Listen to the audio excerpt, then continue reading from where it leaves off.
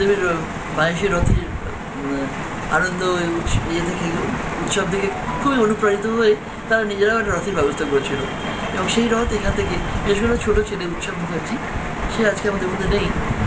এই মন্দির আপনারা যে দেখলেন গোবিন্দজির মন্দির এবং তার সঙ্গে জগন্নাথদেব আছেন ওখানে, শ্রী বিগ্রহ সভা আছেন ওখানে, জগন্নাথ বলরাম সুভদ্রা, তাদের নিয়ে আজকে এখান থেকে ওটা রথযাত্রা হয় উল্টো দিকে।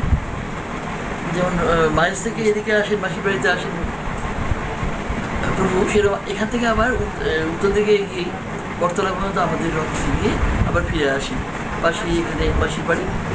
এই 10 দিন 9 দিন খুবই আনন্দ হয়, নানা রকম উৎসব অনুষ্ঠান লেগেই থাকে, প্রসাদ পাওয়া এগুলো সবই চলে ছোটো ইয়েতে ঢঙ্গে, কিন্তু মানে উৎসবটা মানে প্রাণীর টানেই হয় এখানে।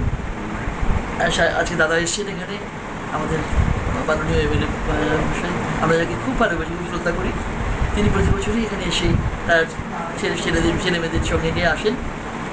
আমরা এই দিনটা যেন 1 বছর ধরে ওয়েট করি, অপেক্ষা করি।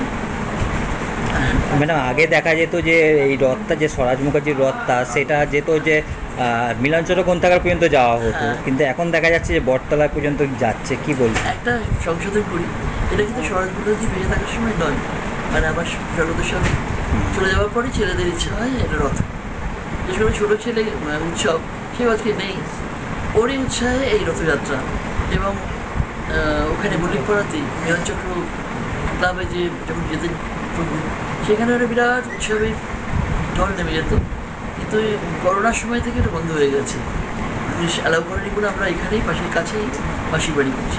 আরেকটি মন্দির আছে আমাদের উৎসবেরই প্রতিষ্ঠিত, এটা দুর্গা মন্দির, সেখানে এই কদিন মাসির বাড়ি আমরা ব্যবহার করি।